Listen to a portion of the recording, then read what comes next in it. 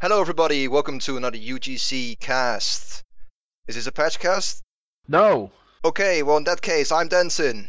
And I'm Anla. And welcome everybody that's in here. So, let's run down our panelists. Do you guys like being called panelists?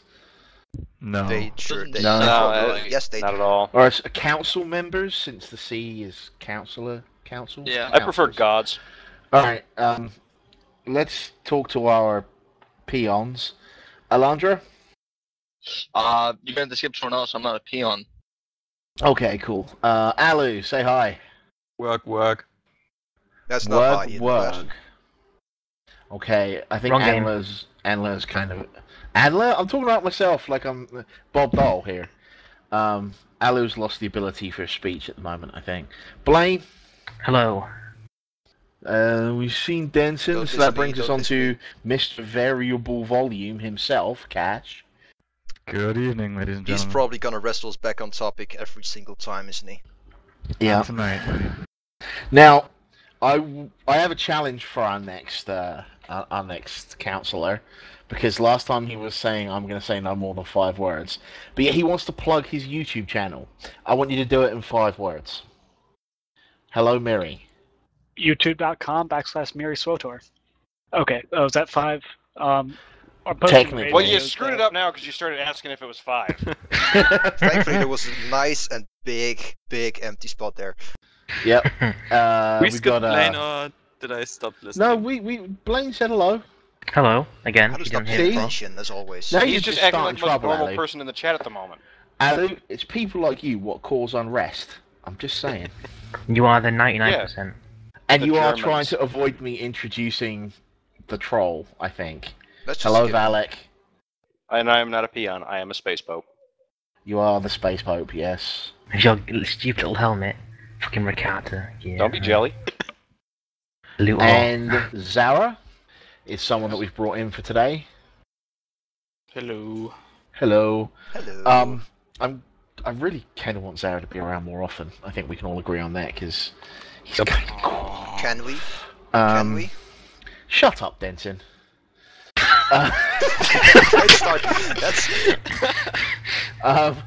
So what we're going to do today is we're going to do a little bit of a deconstruction of patch 1.1. We did the patch cast on what would have been the eve of 1.1 last time, Yeah. but then BioWare pushed back 1.1 saying, oh, we must extensively test 1.1 for we are changing it. For And they 24 delayed more it hours. in like 12 hours. Basically. Yeah, Yeah, and so, I'm glad they did because whew, that was bug free. yeah, because that was extensively freaking tested.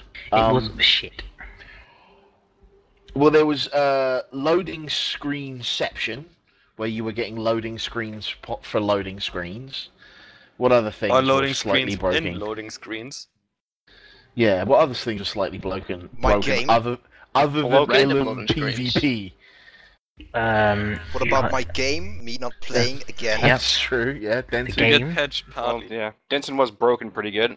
Oh, the whole raiding thing, trying to do that while getting loading screens in boss fights. That was that was Or pretty trying to epic. PvP and getting loading screens in the middle of like void zone. Don't forget they broke a boss that wasn't broken before. Oh yeah. Not good. So yeah, generally okay. I'm gonna say that while we're talking a lot about the cons of the patch, there were some pros to it. The You new guys- dungeon. The new was dungeon, Good. yeah, That's good. yeah. Never seen it. Possibility sorry, how to many jump people? after force pushing. Yeah, Alu finally gets to be the Yoda Juggernaut. How many of you guys have done the new dungeon? Me. I have. Right here. All right, so talk to me a bit about what the dungeon is. Left 4 Left Dead. 4 Dead. Left 4 Dead. Left 4 Dead meets Star And Wars. we're not joking either. Yep. Basically, it's like a rat ghoul infection. And rat ghoul is sort of like a zombie infection. If you get bitten or scratched, you turn into like this beast. But you're not dead though. And there is a cure for it, but it was lost when Tariff was blown up back in the KOTOR games. And basically, the fights are less like CC with a small group of mobs, but more like AoE Fest with a shit ton of mobs. like stupid numbers, but all the And mobs are really infected weak. mercenaries. Yeah, which is one thing I'm going to rage about. Basically, you've got all these mob types, and not even joking, it's Left 4 Dead. You've got witches, you've got boomers, you've got these guys who can like stun you forever with this little Smoker, that's rope. the infected Yep. mercenaries. Smoker, and I mean, Alu, explain the tactic these mobs use. You got the witch too. The Yeah, witch. we mentioned the witch. So Oh. we have the infected mercenary who just snares one guy in your party forever, except you interrupt or kill him. Then you have I'm just gonna go with the Left 4 Dead names because I forgot the Star Wars names. Then you have the hunters who pretty much knock down one guy. You have witches that throw you miles away. And we call them And witches boomer because who explode after you kill them and also knock you away. yeah, The witches are screamers, the bloated ones are boomers. Yep, they actually do everything similar. Like, the witches will actually scream, and more mobs will come as well when she does The that. bloated boomer ones, those are cool when you get them down low. Like when you kill a boomer and it would blow up. They actually stop and sit there and get ready to blow up and give you time to get the hell away from them. So if you ain't paying Or you attention, just push them away Boom. a short while before you kill them. That's what I did. So do they run at you at like crazy speeds and just they're fight new this style, thing, not or- old style zombies. Okay. Sorry, rat ghouls. Yeah, okay. One I'm thing- on a bit of a rant here. One thing quickly though, the rat ghouls and these infected things look nothing similar. Honestly, it's like zombies and then you've got rat ghouls, which is really weird. Still, it's very much what they're playing on. And if I wanted Left 4 Dead, I'd go play Left 4 Dead. I'm not gonna lie. Yeah. I'm of the mindset. I get the references stuff, and yeah, but I've never been into the big zombie. I don't want to say wave that's sweeping the world because everyone's all like, "Ooh, zombies." I mean, there's Pretty much zombies in every game. fucking Call of Duty now. What the fuck is that about? Pretty much every game has zombies nowadays. It's crazy. Dude, they've been in Call of Duty for like the last 3 games. But this is what I'm saying is I've never been a part of this love fest with the zombie thing. I've never and He's not going to make it to I've- the apocalypse, guys. I'm done my study, young man. There you have it. But it's just I like the rat ghouls. They have their place on Terrace. I get it. Ooh, what might happen if someone gets off with the scratch and goes to what? Sure, I get that. But I'm not sure this is what I want from my Star Wars game. I mean, I understand what you're saying because for me, it's like rat ghouls are really cool. They were like the first major enemy I encountered in KOTOR, and I hate the fact that they've been turned into zombies because they're not meant to be. They're meant to be, Infected people? yeah, they're meant to be like a beast, not an undead creature, which Where's is this- what's annoying me. Where's this Well, they're not instance located? undead so much, but and look, definitely reserve judgment until you've gone through it, because I don't think Blaine and Alu, when they went through with their group, I can't even remember who all was in their group, but when they went through, they didn't seem like they really had a great time with it. Whereas when Yeah, I I was with believe- my group running it, Because you guys had fuel. I think we were having a friggin' blast. I think it's because for the more hardcore lore fans, they're going to find it a little bit annoying. I'm not talking just about the dungeon, though. I'm talking about the rat ghouls in general and the way they're being treated in the Old Republic. Even on Taris, like, I would hate to go through Taris as a sniper. Just because there's so much wave upon wave and wave of stuff. And unless Kaleo is really, like, timing her AoEs well, and you do nothing but, like, suppressive fire, and maybe throw a grenade or two, like, I would hate that. I don't know what it is. It's just... rat ghouls were never that in the original KOTOR game. They were this highly intelligent hunting machine that just so happened to turn you into a rat ghoul if they attacked you. I mean, it's funny you say that because there are actually some in the storyline, especially for the Republic, and you do the bonus series, rat ghouls are becoming intelligent. And not just, I mean, they're beginning to use tools, and not just that, there's also force Yeah, wielding network. but what I'm saying is this shouldn't be news to the population. It's been 300 years since the first KOTOR game. It shouldn't be... just like 1999 mode being, it's going to be really difficult in Bioshock Infinite. The fact that a game is going to be hard shouldn't be newsworthy. It should be, wow, finally. Yeah. Right? It's been 300 years since the original KOTOR game. Are you really telling me no one in either the Empire or the Republic has been able to replicate the serum that one random doctor came up with on Taris? No, Are you really telling me that? One thing you've got to remember, though, during the bombing, no one escaped. Nobody escaped the bombing of Taris. You don't need to escape the bombing. Well, people did escape the bombing of Taris. Revan being the operative one. Yeah, a handful. And Kalo Nord and a bunch of others.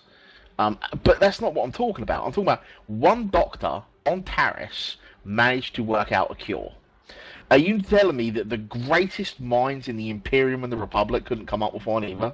So, sorry to interrupt you here, and I hope this is not going to be a spoiler, but I think there's some talk about the anti-Reku serum in the Imperial Agent storyline. Am I right, Blaine?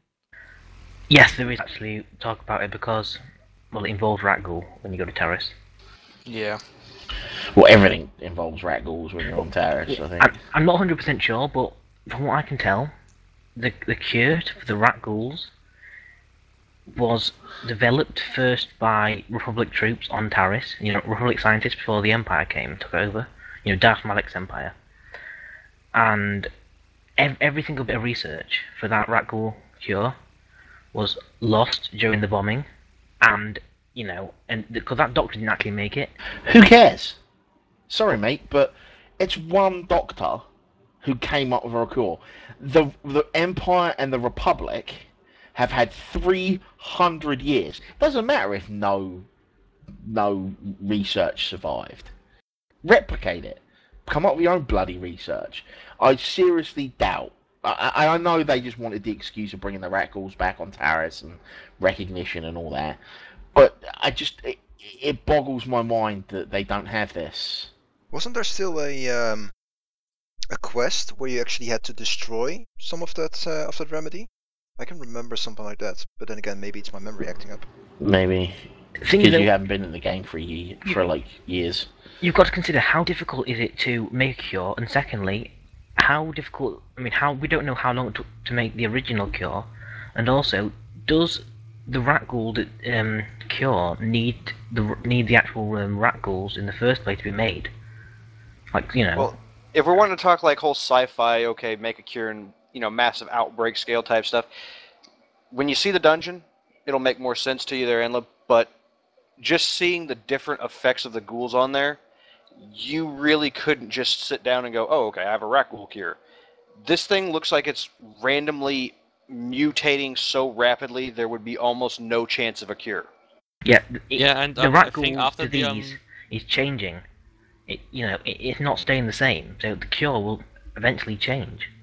Yeah, and how I wanted to say, after the dungeon, you get a quest for a second dungeon, which is not in the game yet. Where I think it says this is one doctor who came up with the idea of the rat ghoul plague, sending us to this planet and be like, I'm evil. And yeah, the second flashpoint, as far as I know, is go to that doctor and beat him up. So maybe we'll know a bit more about the rat ghoul plague if this is finally implanted in the game. And cliff notes with Alu. Okay. I don't know, it's just not what I'm looking at.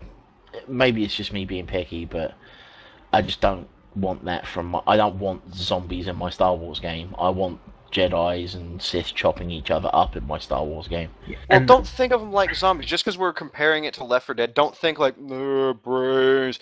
I mean, they are intelligent. That. They're charging you. They're running quickly, and if you think about the kind of tactics they've given them, you might think of them more as like a pack hunter, whereas the witch-type mob, the Screamer, calls reinforcements and batters you across rooms into other packs of rat ghouls.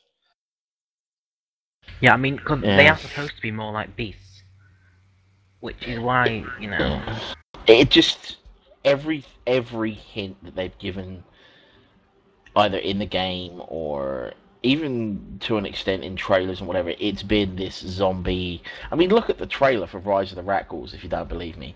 They literally frame it as a zombie apocalypse movie. Which is what pisses me off about it. It should be like beasts. That is gay. Yeah, I have the feeling they did the zombie thing for the more casual guys who don't know what raccoons are. Yeah. That may well be too. And on that note, where do you draw the line between already established lore and coming into this 300 years after KOTOR and all that kind of stuff? Where do you draw the line in the lore and make sure that it's still fun for everyone? Well, that's the thing though. People, if they want to know the lore, they shouldn't expect law to change for them. They should learn the lore. That's the whole point of it. And here's the other thing. It's not like this is a level 4 dungeon, right? This is a level 50 dungeon, so you have to have played through Taris.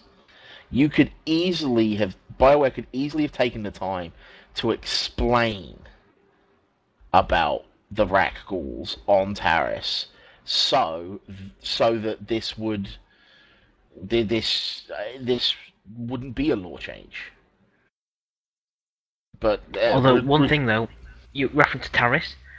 This is set in the Tyrant hegemony, and that's like a different civilization to Republic and Empire. So you can understand that the cure might not have been available to them either, because they've been very alienated from the Republic and Empire. Isolated. Yeah. Also, I don't know, anyone else who went through there, maybe you can answer this, because I don't remember. How long was that transport ship in space? How long were these specimens that were being carried separated from any of the others before they were actually transported and happened to be here? I don't think it said how long they were there. So there's a major plot hole right there that could explain a lot of the reason why these Rat-Ghouls are different than what you typically expect, because they could have been in stasis or whatever for 200 years floating around up there, or they may have been direct Maybe it's a strain just Rat-Ghoul transported. prototype. Could be. It could have been other experiments done and it was trying to be unleashed as a weapon, and these were modifications. We don't know where it's going yet because we don't have the second half of the story. Yeah, so we might find that out when the next dungeon comes out, which is Lost Island. Which I do want to say is probably an oversight on BioWare's part. I understand progressive storytelling, but to not tell us that it was going to be part 1 of a 2-part dungeon in patch notes, I don't know, maybe it's just me.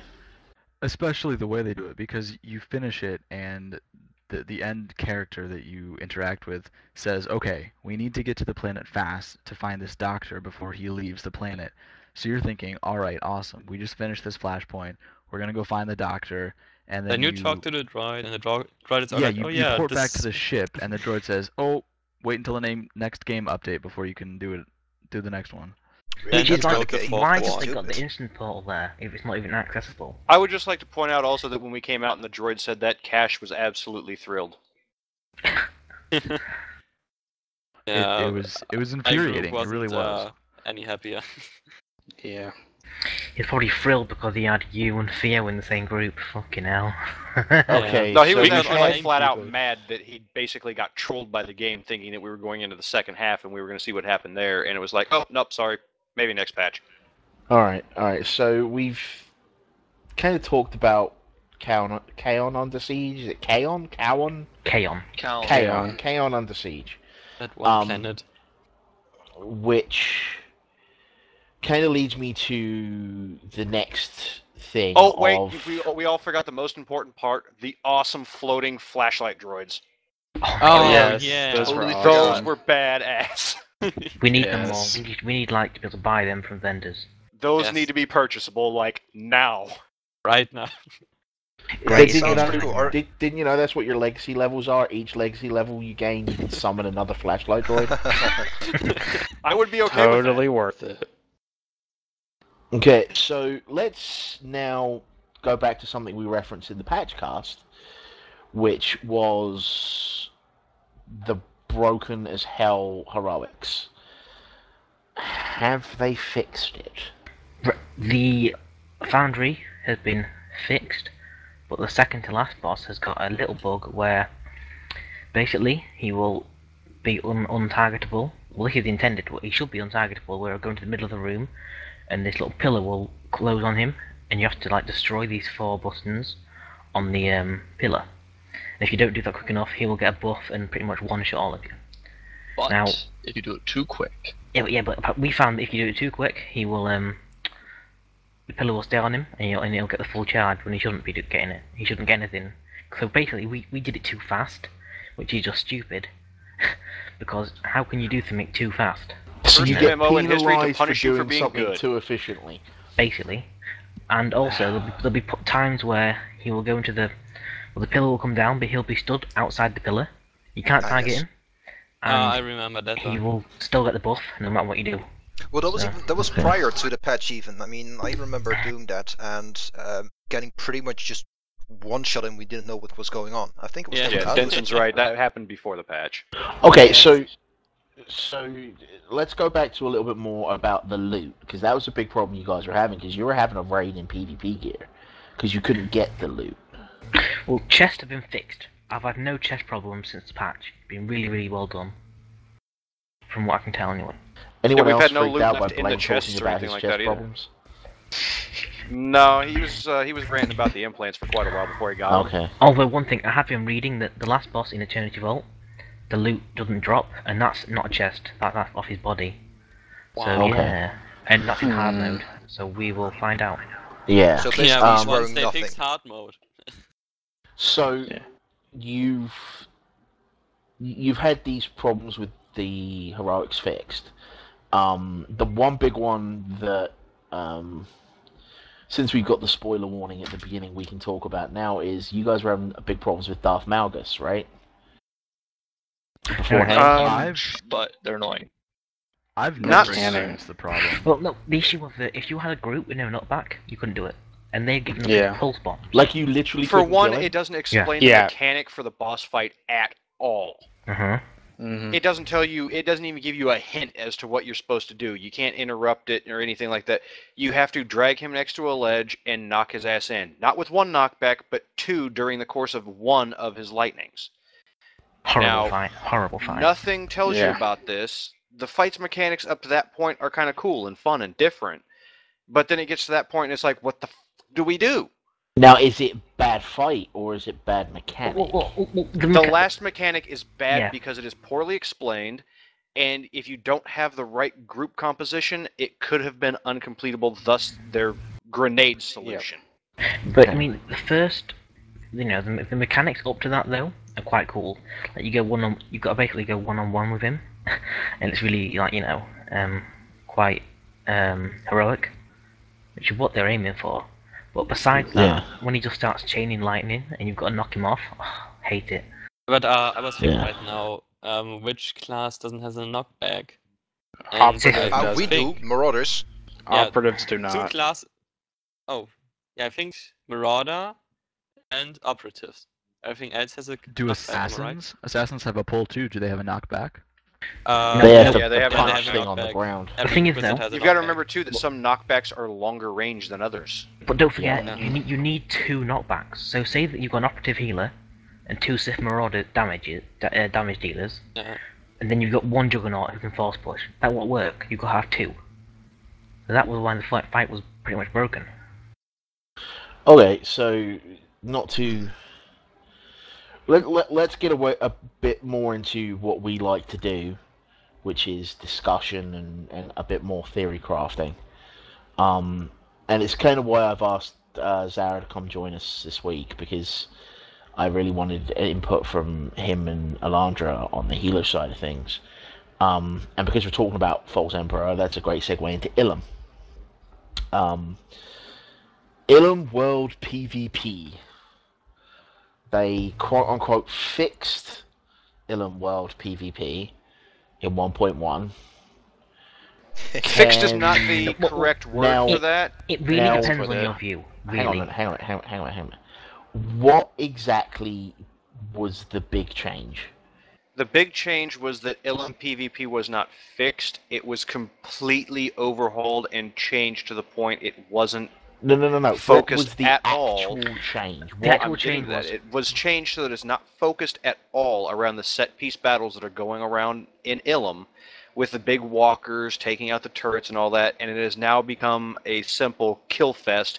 Your dailies are now kill 30 players, your weeklies are now kill 90 players, and it is a Zerg match back and forth. It's actually 150 for the weekly. Is it 150? Jesus. I didn't Yeah. get my weekly yet. I thought it was 90. My weekly was already turned in before it changed. But basically, what that means is, and the first day that it came out, us in our guild group went out and ran into a huge mob, an operative group basically, of at least 20 players, and we were, I think, 5 at the time, and we got smashed. We said, fine, not a problem.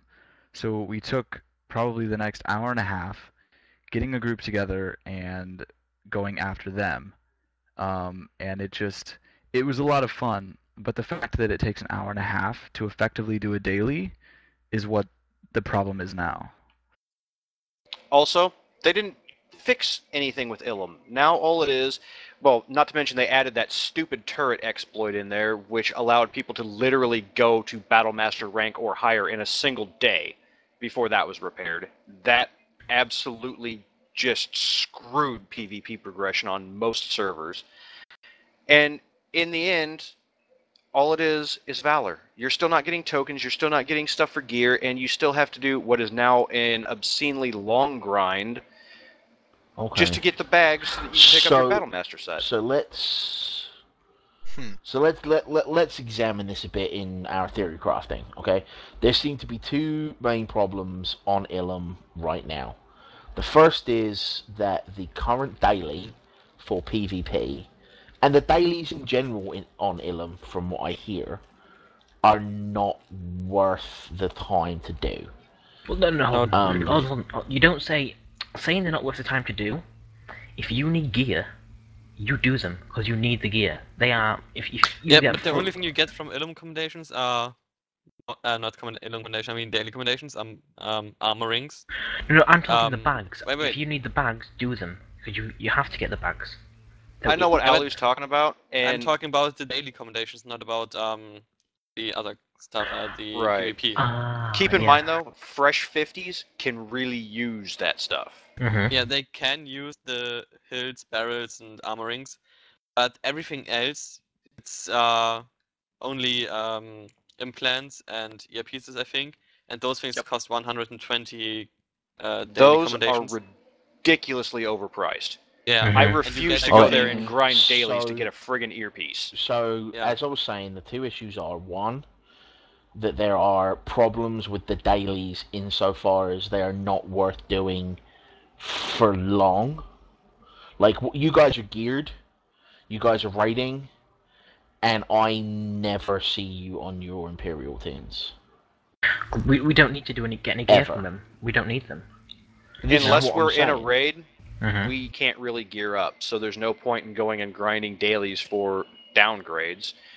And there's really no point in grinding dailies for literally 16 or 18 days straight just to get an earpiece that we may get something comparable from a raid.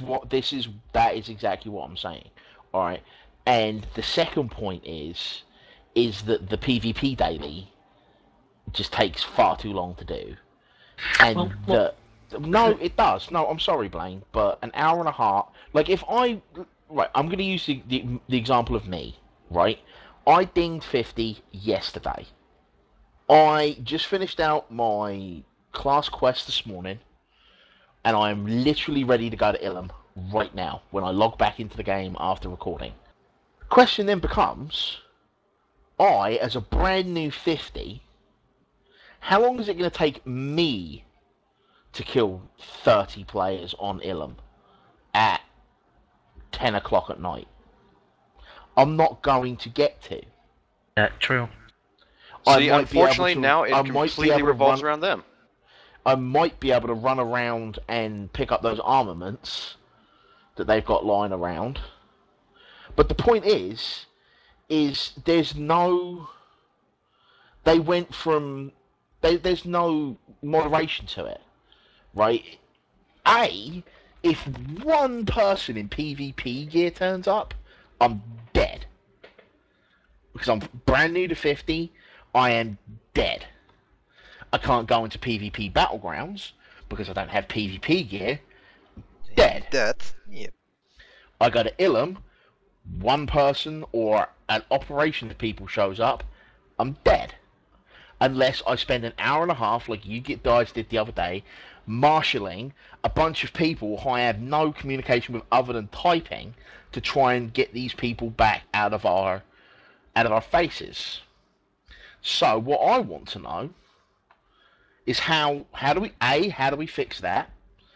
B, how do we make open world PvP more attractive Accessible? to people? And I'm talking about any open world PvP.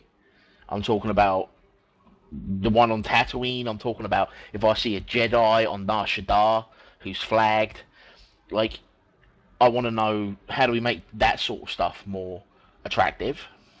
And third, I want to know, what do you think the overall goal should be?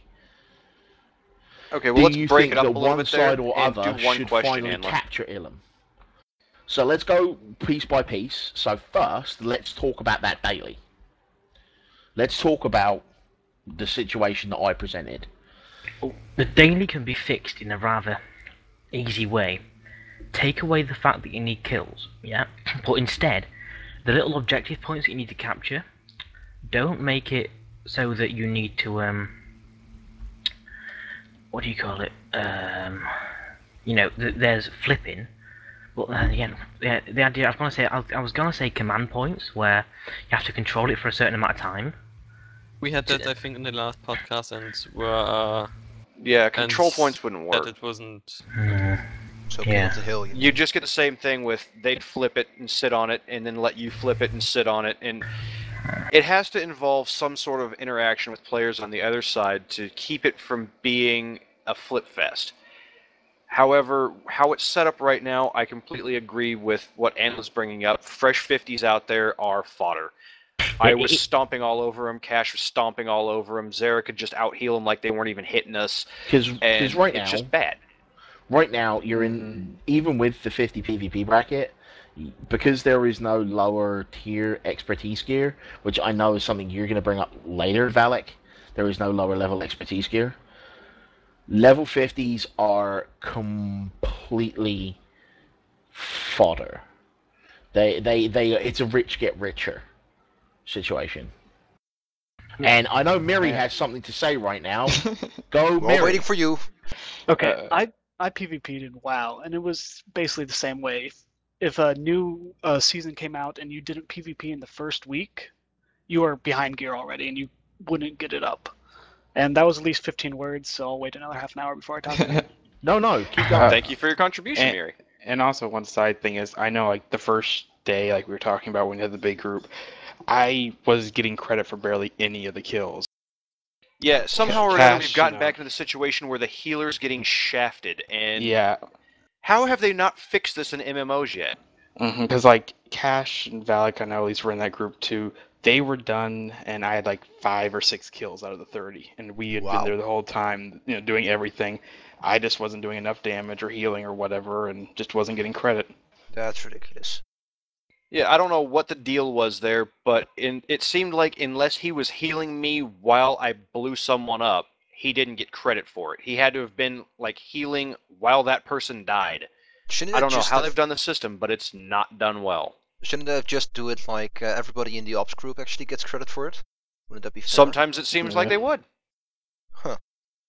That's weird. Other times, it didn't do a damn thing, and no clue why. Mhm. But I agree with what Cash said there, that it shouldn't, and Anla as well, that it shouldn't take an hour and a half to set something up to go and do something No, in absolutely. Ilum. That is ridiculous. I mean, hardcore gamers, yeah, sure, you probably don't give a damn. You're on here 12 hours a day. More casual gamers, some people only have 2 hours to sit down. You think they're going to be able to pull 30 kills in a half an hour after they take an hour and a half? just to set up a group to go out there. Ilum is really for the hardcore who have got a lot of people they know. I mean, you need at least 12 people that you know to go with you. Well, If you at go the there on moment- your own, you're fucked. But it wasn't before. Yeah, it was. But before it was flipping, so they've got to find a way to get a middle ground. Couldn't they just combine the two? Like, have 1 point or have like 3 different points and be like, okay, well, you need to kill 15 people while having this point captured. Couldn't they do that and then like have 3 different points and you have to kill 15 people at every point while having captured? That might. And again, wouldn't they just? Oh, I'm just thinking. Kill 15 people at each point while you have the point kept. Yeah. For No, instance. that would take Why not? even longer and be even more How so? tedious. Yeah. They How just so? wouldn't go Explain. because I wouldn't go near there. I wouldn't want them to be able to just get kills on me. Yeah, okay, Yeah. so we need that for our daily, but you've got a group of 16 people sitting there. We have 8 people actively trying to do this. We have no hope. Why feed you your daily?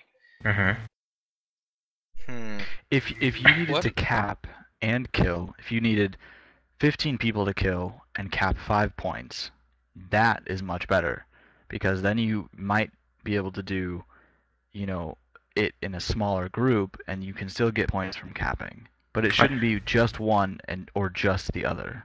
Like, there needs to be something that people need to fight over. You need something that the Empire wants, and the Empire needs something that the Republic wants. And that could be done in the form of flags or lots of different items in one area they have to Couldn't they fight do over. it in the? Couldn't they do it in the same way as they did in Alderaan, on the Alderaan battleground thingamajig? I haven't been there. Oh, you have. You've Come been on. to all the I know What? Ron No. Joel I've been to playing- the. Oh, you mean the actual? Yeah, That wasn't. the I think Warzone. the open world Yes. PvP in Alderaan. Fuck me. No. You mean capturing the points in Alderaan? But that's the thing, though. Wouldn't you just flip it? No, because they're not being flipped right now either. I mean, if there would be some sort of reward for Someone Yeah, but then we last had time. the scenario again where we had to hold a point for a decent amount of time. So, someone last time, I think it was Alu, Yeah. mentioned you had to kill opposing enemy players to get tokens, to buy armaments, to blow up the walkers. Yeah. Would that work?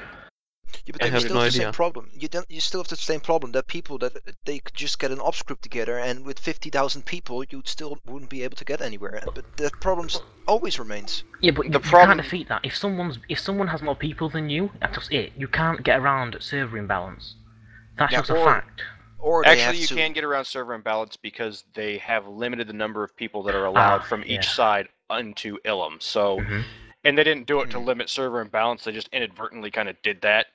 But they did it because people were getting like 3 frames a second in Well, You can still, the you can scale still they had. force yourself to the other server. Yeah. Yeah. Well, you can't expect the developers to base the game around people being outnumbered.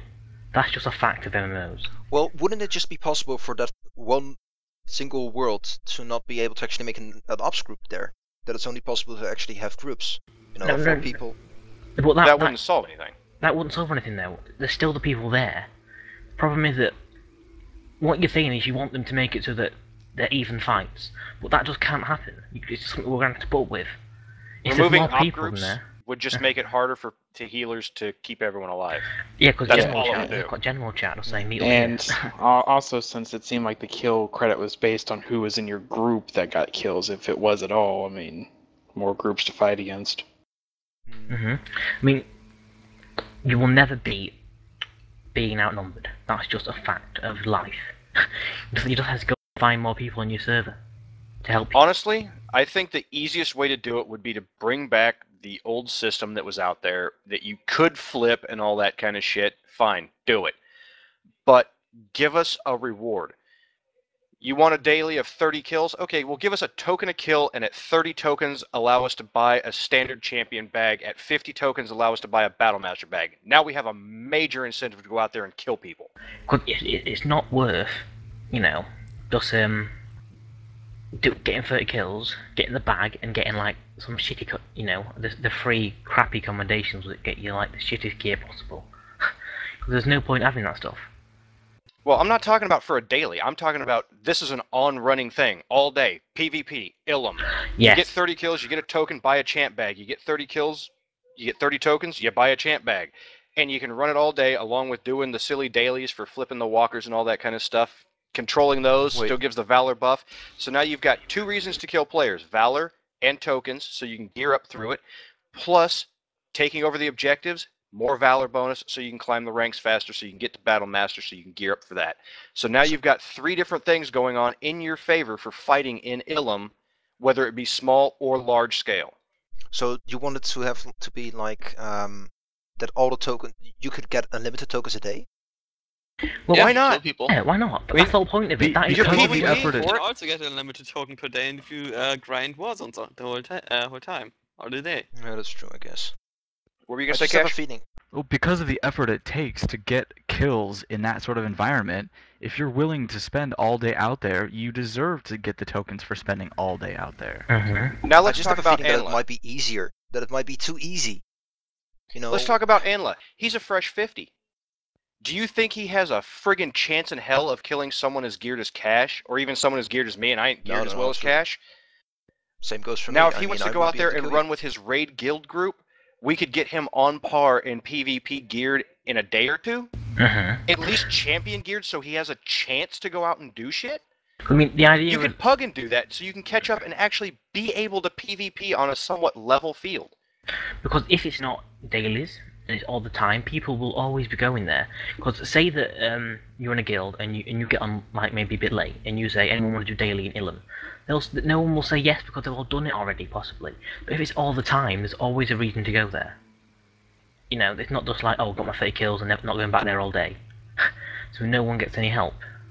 And that's part of the problem with Ilum's population right now is people pick up their dailies and there's a massive surge of Zerglings running around on the field. Don't sue us, Blizzard. And that's it. When their dailies are done, you see people start dropping out of the ops group like crazy. A lot of these people aren't out there for the fun of PvP. They're out there for the gear. Other people, yeah, true. they're out there because the PvP is fun. So PvP who are enjoying PvP for fun, those are the ones we want to encourage to stay in PvP. So one of the things I think they could do to fix it is force a way for more people to be on in like a shorter time, sort of like WoW and their No, Tolbarad is terrible. That's just terrible. It Yeah, comes to the point where- Tolbarad is But freaking awful. if you But got let him two finish hours, his point, more Blaine. Let him people to finish be his point. there. And what it needs is more people to be there. I do my PvP daily at the like 6 o'clock when there's a ton of people on. I don't stay in the ops group because they all sit at center trying to pick up armament. I go to Republic Base or South Camp and try and pick off the 1 or 2 guys. And if I die, kill one person, it's okay. I don't get any damage because it's PvP. Or if I do, I don't pay attention. But I'm getting it done quicker than it would be. But if there was more people PvPing, actually having to fight somewhere, then I would Then actually you use like it. Orbital Strike. Then I would love to use Orbital Strike. The whole idea of, splitting into time zones where you've got, 2 hours, then you start fighting for like 10 minutes, and another 2 hours. Well, that just means like if you've got an hour to play, and you can't do it at all because it's locked to you. You shouldn't lock areas of the game. I hate that. When you lock something away from somebody, that's just terrible. Well, maybe split it, give a boosted reward for a half an hour every 3 hours, but make it still available the rest of the time. At the I've same gotta time, bring up- though, Go on, Cash. well, when we're talking about Ilum, we're talking about people who are level 50. So these people have gone through their story, so they're not going to be worried about necessarily, can I get to level 45 tonight? Can I finish this chapter tonight? They're getting on, probably with the goal of getting the better gear. And if they only have an hour, then they're not going to be getting on with the goal of raiding. They're going to be getting on to do something easier, and that something is PvP. Or if they have the hour before the raid starts. I've got to bring up something from the past. Some of you may have I've never even talked to you guys about this before, so this will be kind of interesting to see if anyone's even on board with this. DAOC. PvP in that game revolved around keeps and roaming gank squads and or zergs. I have never played another game that had PvP as fun as DAOC did before it started doing its expansion packs and Mythic killed it.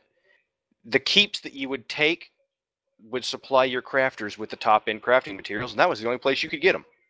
You couldn't get them back in base. You couldn't get them by sending out a companion or going and farming them or any of that. No, you had to buy your crafting materials, and if you wanted to make the top-end stuff, you had to buy it from a PvP keep out in PvP territory.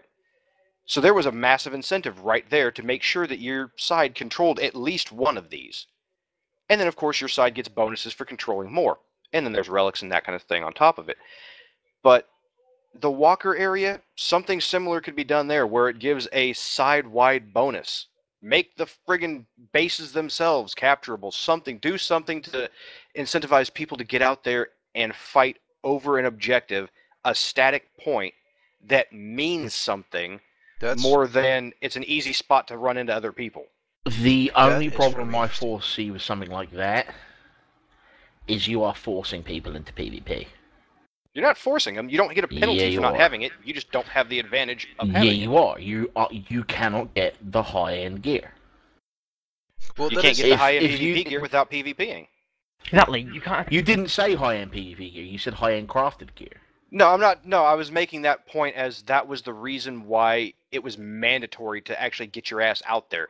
DAOC was a PvP game that allowed you to level through PvE. It was not a PvE game that had PvP tacked on. It's just, I worry that if they do something like that, you're gonna... We've already had one Yoda Juggernaut moment, which was completely unnecessary because of what people said was PvP. Don't get me wrong, I'm not suggesting they do that. I'm just talking about that as an example, as it drove PvP. People would go out... Did you ever play DAOC, Enla? No. I have no clue what that game is. Well, for those in the chat here who aren't aware, picture a keep. And the listeners, of course, yes, because you guys are wholly important to me. So, for your benefit... No, you're not. I'm not evil. Stop it. Oh, and by the way, DAOC is Dark Age of Camelot. Don't bother looking it up. It's crap now. Mythic ruined it.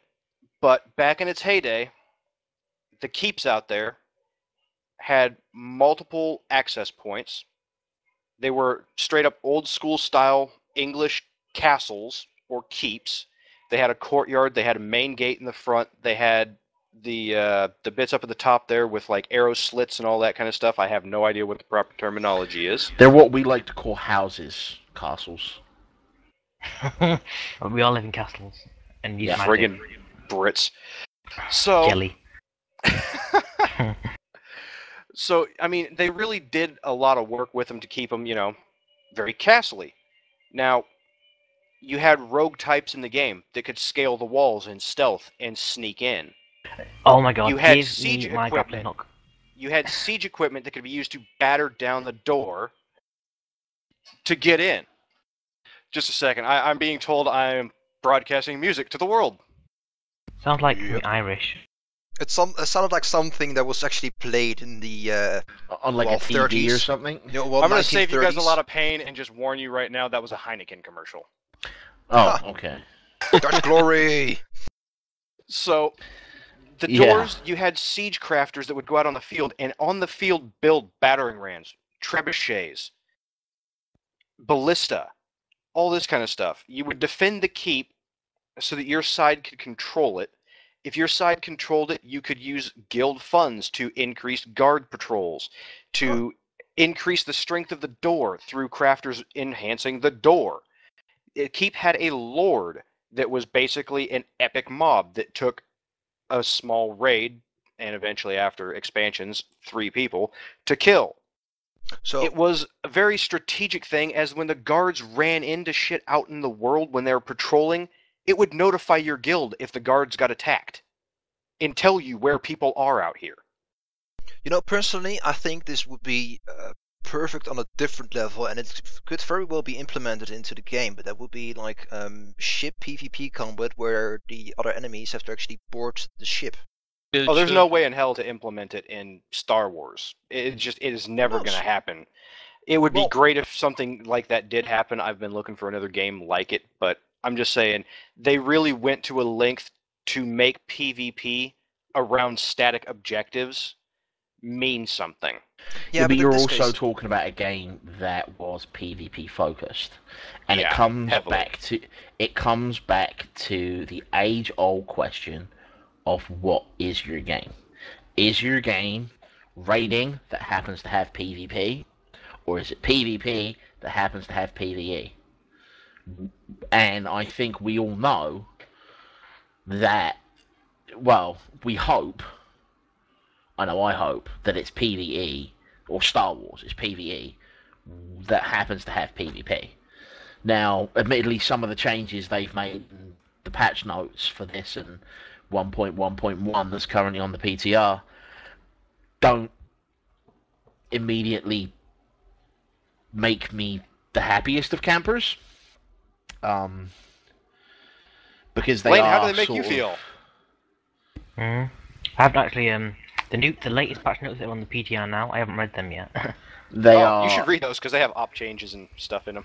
Do I get grappling hook? They are No. definitely. Oh. They've You definitely may or made. may not get a barrel roll. Oh my god. Do snipers get barrel rolls? I said may or may not. We I'm will sorry, confirm Emma. nothing. Back to the actual theory crafting discussion, and not trolling Blaine with Alu. It's like a new TV show, trolling Blaine with Alu. So- I'd watch From that, all I'd before, watch just that. saying. Yeah, I would too. So As long as Theo came around. they've already made 2 patch note choices that affect PvP, affect PvE. Admittedly, the first one wasn't major. It just made Juggernauts more mobile in PvE, which doesn't I like. disadvantage anyone. But they're now nerfing operative and scoundrel damage. And I've heard Valak on TeamSpeak when the scoundrel is shotgun blasting his face while he's lying on the floor and 7/8 of his health disappears and he's like, WTF, yo! Oh, I ain't gonna lie, that shit pisses me off. But at the same rate, if I ever catch an op or scoundrel out of stealth, they're fodder. They're nothing to me. I will kill Yeah. them all day. Because the thing Their is, stealth stealth is is their space crutch. probe in Without PvE. it, they're not dangerous. They need to be able to do consistent damage outside of stealth and have a bursty open for how vulnerable they are outside of stealth. And they're Yeah. taking even consistent damage away. But now, and Zara just conveniently linked us all the 1.1.1 patch notes. Yep. Both smugglers and Imperial agents are having their version of what is hidden strike or shoot first. And I quote, this is a direct quote from the patch notes, Smuggler, shoot first. The damage output of this ability has been decreased by approximately 20% to control burst damage, and because it was enabling significantly faster than intended kills in PvP. I mean, there's nothing Well, wrong with yeah. that. That's a PvE patch note. Yeah, but that's Endless Point is right there. That's a change in PvP that is a direct nerf to that class in PvE. Now, you're an operative, right, Zara? Yep. Okay, so what is Acid Blade right now? I'm not spec'd for it, so I can only tell you what the base stats are. Okay. Let's see here. So your next hidden strike or backstab deals 1,500 damage over, and 1,500 internal damage over 6 seconds, and increase armor pin by 50% for 15 seconds. Okay, so not only are they nerfing damage, they're nerfing the time that someone gets knocked down, and the amount of armor penetration that those abilities give. I will Across say, the board. Go ahead, Zara. sorry, I just realized the ending. I didn't read the last line. I will say this does not respect global cooldowns and does not break stealth also. So you'd use it right before you open. Yes, but what I'm saying is, Yeah. we're back to Mm-hmm. PvP nerfing PvE, when they have clearly shown they have the ability to program abilities differently. But we're getting off the subject of actually off of Ilum. And I think that we need to go back to focusing on how to fix that. So, Denson, I think you've got an idea, right?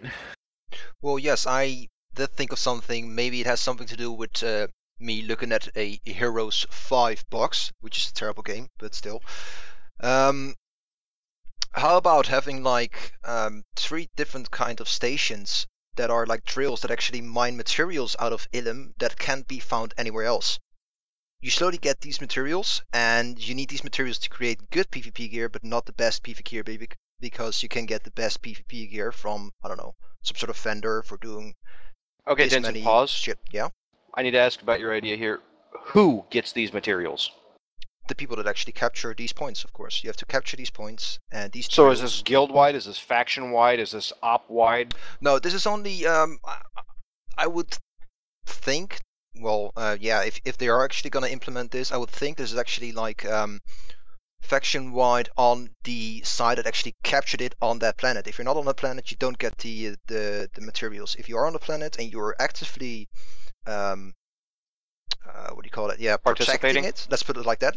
If you protect a certain point, you get that material, and that way, you know, people will have to like make sure they either have all of the drills, or they would at least actively fight for these drills, because you want to get these resources so you can make that great PvP gear.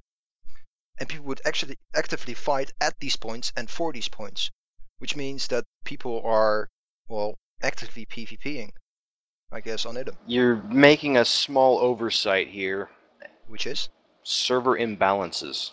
You can't fix that. It's just a No. fact of life. If you have one side that is 70% imp and 30% republic, Well, that is true, but can't they the just... republic will never get them. No, okay, but they are already, as you already said, they already limited the amount of people that can actually get on it, right? Per server. Well, Okay, as it was so- pointed out, you can force yourself onto whichever instance you want. You just have to go through the little wait time. Okay, so then you have, much like in Hot Ball, where you hold the ball for too long, you have a stacking debuff on whoever holds the drill. For what? Like the entire faction that goes in there is going to have a debuff? Well, that Anyone might who's actually The people that are standing near the drill. Yeah, people who are actively defending the drill within a certain area, get a debuff where they take extra damage. And, you know, it doesn't have to be only three drills. It can be like 4 or 5, or, well, we shouldn't make too many, but I think more than 3 would be good.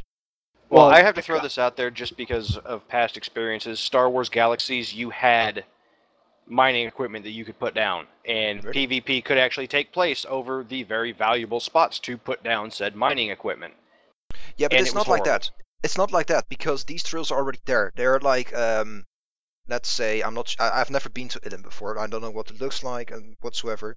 But let's say it's like, you know, it's built by the Rakata? Or those the... Oh my god, yeah. Because what we need is more Rakata in this game. Or Great. any Let's other not worry about the lore ancient reasons race. of Any other ancient race, let's put it like that. The ancient race of Wasn't, the Illuminati. Any other Nice. Asian race? What the hell, man? Ancient, fucking hell. Wasn't Ilum a Jedi? Wasn't there I a don't Jedi know. temple on I don't know. Ilum? Yeah. As I said before, I Yeah. have never been there. I have never been there. One way I assume you have these static drills that are already there, and it's just whoever controls the drill. Yeah. Like again, you're going back to control points, or you have to get a certain amount of resource each day, or whatever it is. But it still goes back to that you have to find out a way to get rebalanced once.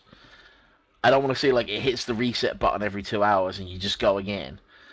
But No, I agree with that. you'd have to have something like the debuff that I mentioned, and it could be a different debuff depending on which drill you're near. Well, Like how if about, you're near you know, drill A, you get 20% more damage. If you get in a drill B, the attackers get whatever. But you would definitely need to work out some way to make it easier for the people attacking, because defenders' advantage is too much sometimes. Right. I'm just going to throw this out here right now. That would require so much reworking of the system and so much new, so much new stuff to be implemented, so much new infrastructure have to be put in place. That's a far leap from something that would be feasible to do. Well, I would honestly wonder about that, to be honest. But then again, if they actually want to fix stuff so that people are happy with it, you got to work for it. And besides, we're not necessarily talking about feasible here. We're talking about what we want to see to get this to a point where people will come back and do it. Okay, fair enough. And these, in my opinion, first of all, control points are, in my opinion, the best way to do this. That's one. Besides that, getting resources for stuff that you can make, which is rewarding. I mean, you can just be there, as long as you want, because you gotta gather these resources, and there's no limits to these resources. So that's also one of the pros. And then, I have to admit, the only con would be, the only two cons, I guess, would be that yes, it could be imbalanced, but they can also fix that. They can fix that by saying, okay, you can only have like this many this many imperials and this many republics on the certain planet server. One thing that you can't force your way in. One thing, if you don't think, or I don't know if you thought about it, but if there's multiple servers, you could always go to the low pop one where there's no one defending it and try and retake it that way. So yeah. That's the other thing. How would you work multiple instances when at times the instance shut down without you having any say in it at all? What do you mean? If you have multiple instances of, say, the Imperial fleet, one instance can shut down because there's not enough population trying to be on it. And if you happen to be a couple of your guys, holding the drill there, well, you're shit out of luck now. Go over to the other instance. Oh, wait, that one's fully Republic controlled. Well, they could always have stable ones, like the PvP Ilum zone has 3 instances, and sometimes there's only people in one at a time, but you can always go into any one. Valak, you just said that if they lose that instance, then the other one's Republic controlled. That's the point of PvP. You've got to kill them to win. It doesn't matter if someone's beating you. You've got to try and beat them. It's the fact that you could hold a base on your version of Ilum, and then all of a sudden, there's not enough people that deserve 2, and all of a sudden, the time you had there defending it is wasted because the other side already has it, and you. Yeah, but that's the whole point. You've got to fight for it. You can't just expect it. You've got to try and try. No one's saying that you wouldn't be fighting for it, Blaine. We're saying that it would give you the shaft because you're over here defending it. This is the instance you were put into. You spent, 20 minutes there defending this, and but you need then the game 25 says, to okay, get you're the done. crap you need. Boom. Yeah, but don't forget, if they make it attractive enough, people will go there anyway. So you won't have instances shutting down because it will be active. People will be there and will be wanting to have these materials together and to make their stuff. And you can even make it so that you have to actually buy these recipes from vendors using the resources that you gathered. Like, okay, well, you need 100 metal and 200 oil for this certain recipe, and if you have that, you can go get it, and then you can learn it. You have to get it again. There you go. And so what you're saying is sort of a mix of what Valak suggested, with only being able to craft certain items on Ilum. Well, right? Don't take what I said as a suggestion. I was just pointing out an instance of how it was done. Yeah, and I'm just saying that you brought that into the conversation. Right. Yeah. Yeah. What I'm thinking of right now, if it's really possible, let's go with the possibility that you can hold the same spot as a Republic on one instance and Imperial on another instance. I would think, I actually would do this with some friends, that we split instances and see which is controlled by what fraction, and would just switch the instance over that server. Yeah, I know what you mean. I know exactly what you mean, but that's hard to solve. You put me in a bad spot. Would they disable instance switching, or? They could put On a Ilum? cooldown on it. There is Because a there's cooldown also on the it. thing that I mentioned about world bosses. You go to a world boss, you see it's up, you kill it, you switch to another instance of the same world, you kill the world boss again, you switch. You see what I'm saying? This is what I don't like instances at all. I don't like them splitting people up and stuff. It just causes problems. I don't like it either, but look at your frame rate. True, but You can't Yeah. handle 200 people from each side Yeah, I on mean, your screen. You like cannot. that first night in Ilum. I mean, think what was your frame rate at in that giant battle? like 5 towards 10. Oh, then Yeah, you were and there lucky. were like 40 of us and 20 of them. Yeah. Wouldn't they just be able to actually split it equally between quotes? And then I don't mean like, okay, well, if you have a group of 15 people and there's only spots for 7, that a certain group gets split up. I mean, I absolutely don't agree with that. But You don't want world PvP to be limited to small numbers. Yeah, No, when I you know. That kills I'm world not saying PvP. that at You all. might as well go to a war zone. So yeah, when you start to they've make got to have instances- reasons to do big battles. That's I what am people not want in world saying that. PvP. I'm not saying that. I just mean that if you are actually going to the planet with a 15 group, ops group, and that certain planet has like, okay, group of, let's say, there's a max of 100 people. 100 people online, 50 on each side. You know, that's just a number. Just nothing realistic whatsoever, just a number. If they have like 47 people on that one server in that certain fraction, and you join with a group of 15, then I don't think, personally, I don't think they should actually be split up into, you know, like, okay, well, 3 people can actually go there, but the other group has to go there. They should just look at it like, okay, there's only 3 spots left here. These guys are going to the different server. There you go. And just, you know, stuff like that, and it would just balance out. That's what I think, at least. Sorry for hogging all your time, by the way. The thing about servers is that when do you get to the point where it's no longer open world and just lots of mini little war zones? That's basically what it is if you can't have everybody That's what joining. That's exactly what I was trying to get at. I mean, you don't want... Look how big Ilum is. I can't. I've never been there. Big's an understatement. Well, it's big. Picture like Tatooine. Right. Okay? Now, unfortunately, a good probably 50% of that is PvE side stuff because you got the Republic and you got the Imperial sides that are requesting for dailies. Just ahead of time, I don't think, unfortunately, was the right word you were looking for. May or may not have been.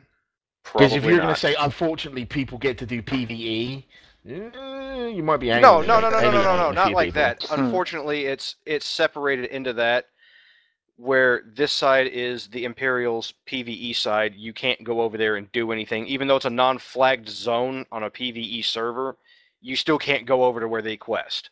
It's Okay. in what is supposed to be the quote-unquote PvP planet, which is a little strange. I do think they should add dailies or something, some reason to be in the actual PvP area besides the one quest. Yeah, that to me is ludicrous. Now, I want to try and make this as concise as possible because it's going to be a bit of a rant up to what I'm trying to get at here, but bear with me for just a second. What I would personally really like to see, and I really want you guys' input back on this, in Ilum PvP would be something that revolves around what was originally in place. You've got the big set-piece battles of the walkers and all that. How much effort would it take for you to animate a friggin' walker and make it move? Not a whole hell of a lot, really. You've already got all the 3D modeling there and all that kind of stuff. They've already fired lasers. They just don't do damage to anything. They also Why have not- walk animations on other planets. Yeah, why not have the players setting up the walkers from their base, bringing them across the field, capturing points, strengthening the walkers, whatever like that, rearming the walkers, being able to repair the walkers. The objective being to destroy the other team's walkers and get your walkers across the field to siege the other base. Okay, and No time limits, no stop, no join, no go. It's constantly ongoing. When no one's really pushing or you have too small a teams on either side, the walkers sit and fight in the middle. because that's where they meet. And that would actually stop flipping, because say that you're flipping with somebody, yeah, but the idea is that you've got to get your walkers across and they got to keep them alive, and if they die, they start from the beginning again. So you can't let them, you don't want to flip and let them win, would you? Because you want to get yours done and get it across first. Exactly. Plus, walkers would actually shoot back. You're attacking a friggin' walker. It's not going to go boom from one rocket and just completely ignore the fact that you're trying to kill it. Exactly. But I think then we still have like a semi-flipping problem, where it's like you have one big group doing it at one point of the day, getting their walker done. Later there's no one there on the planet and like 2 or 3 guys getting their walker. Okay, well the daily could be a base cap. Simple as that. But you could also still, like I said before, implement token drops, or even just commendations. Even if it's just standard Warzone commendations, not even Merc commendations per kill, there would be a much bigger reason to do PvP there. Escorting your walkers, killing the enemy walkers, pushing on their base, capping the base would result in a reward. If they don't want to defend, hey, fine, whatever, fuck them. They don't have to defend. You get a bonus. If they do defend, now you've got PvP. You have active shifting fronts on the PvP based around a static defensible or offensible target that is going to be in a different position throughout the field, that does not have to rely on, okay, well, the PvP starts now. Okay, and so you don't have to spend an hour and a half to you- bring a group to go do it, because you're defending your walkers, which effectively would each be a raid level mob to try and bring down. So either the walkers are helping, or you're not taking out their walkers easily. Okay, so how do you then prevent one side being pushed back into their base so hard they can't get out? Bases are defended with those big-ass turrets out front. But you Allow have them to a be walker, manned. which has been kind of proven that can like one-shot turrets. No. For reference, please see you haven't Empire seen Strikes it. Back. They have massive orbital cannons at the bases. Okay. So what you'd say is Point them it at the would, like, ground. do this massive orbital strike kind of thing. And doesn't it just that- reset? Force the players to go up, which these turrets can be destroyed by players. Don't allow the turrets to damage players, but allow them to take out walkers. Okay, so make the once players... But again, once the enemy players are in your base or belong to us, they're in your base, how do you push them back? That's the fact, though. If they're beating you that badly, just be better and get more people to come help you. You can't... If they're beating you let it back reset into your after a base, certain amount and of you time. lose your base, then that's it. You've lost your base, there's a 2-minute respawn period on the base, and everything resets to neutral points. Yeah. Your walkers respawn at your base, they respawn at their base, and the fight resumes again. So you're in for the... It ebb and flows one way or the other, and once one side gets back, there's a reset button. You're in for that.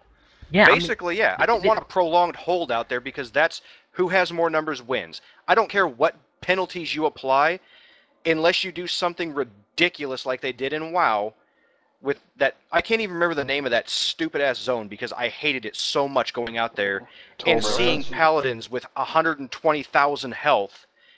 Now keep in mind, this was before you could gear to that point. Just because they had a buff and were hitting for like 8 to 12,000 damage a swing again before you could gear to that point, just because of a friggin' buff.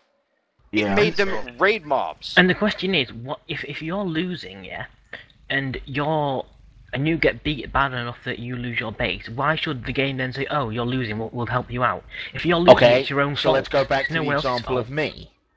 I turn up after the recording tonight. I fly into Ilum. Let's use another example. I've worked all day.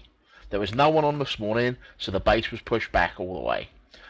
I go to work, I come home, no one on Ilum. I go to Ilum to try and do my daily, to chill out, and my base is pushed back all the way. I'm a fresh 50, I've got no PvP gear. How the hell am I supposed to get PvP gear?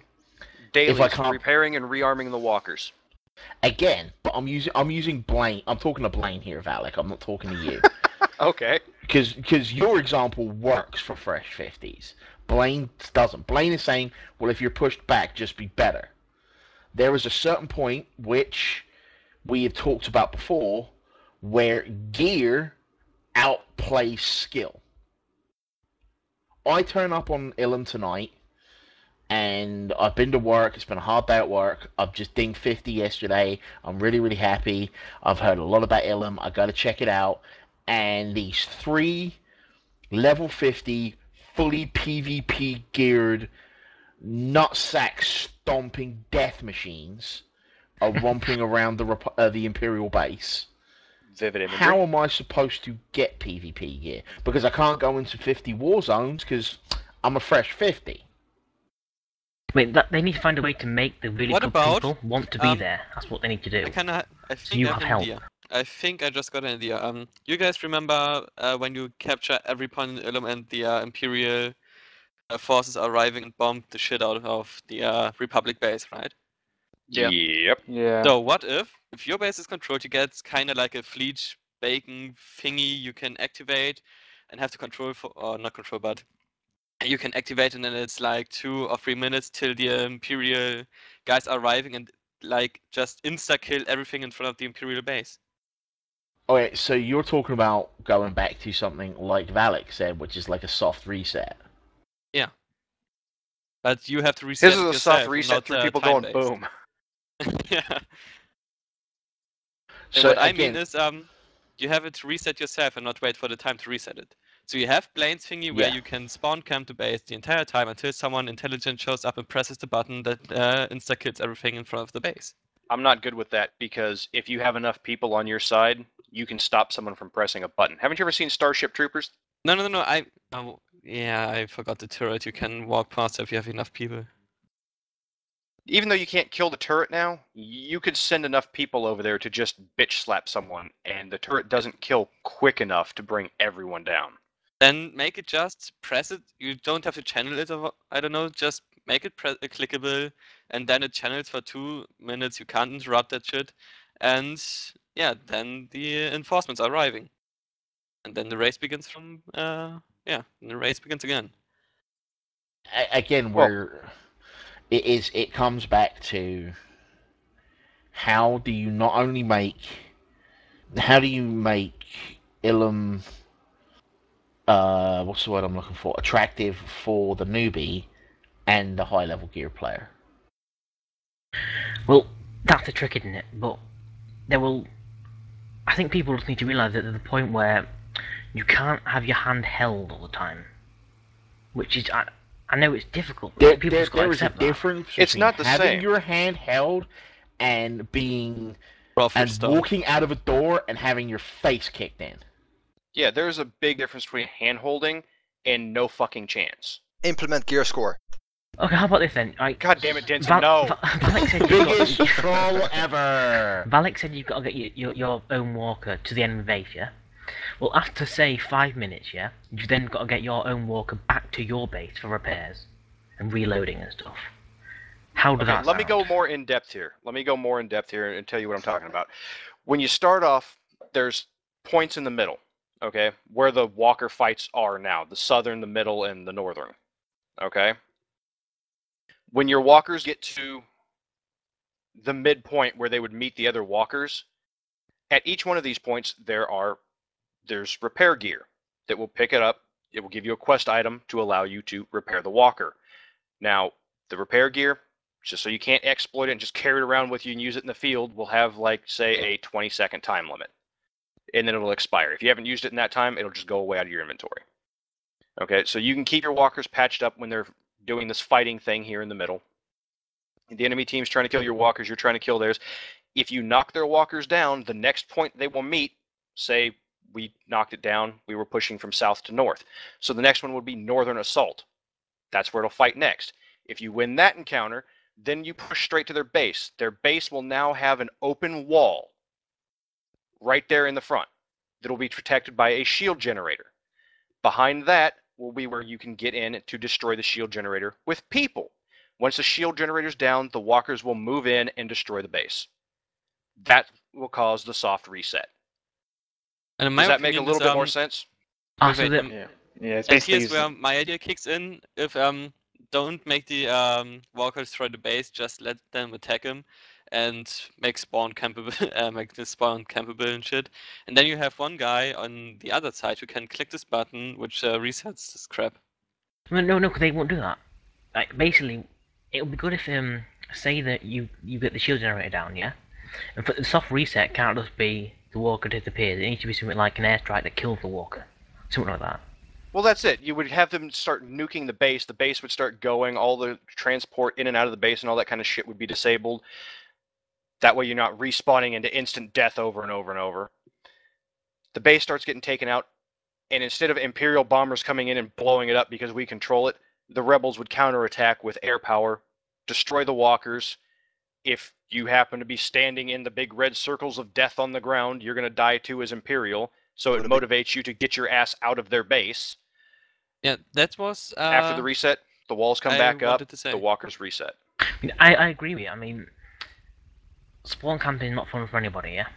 But I don't know, it's fun in Hutball. One thing that I'm really, I liked your idea a lot, and it would actually work. But one thing that makes me a little bit jaded to it is that a lot of people say like, oh, it's not fair. Well, I mean, it's war. It shouldn't be fair, really, should it? If you're getting beaten, you're getting beaten. You don't see like in real war where... Yeah, but again, let's go back to the example of the Fresh 50. There isn't a difference between getting beaten and being tied down, blindfold, unconscious, and someone trying to shoot you. Which is what a high-level PvP geared person, or anyone with a vague amount of PvP gear, is to a Fresh 50 that has zero expertise. The difference is being beaten and being gear stomped.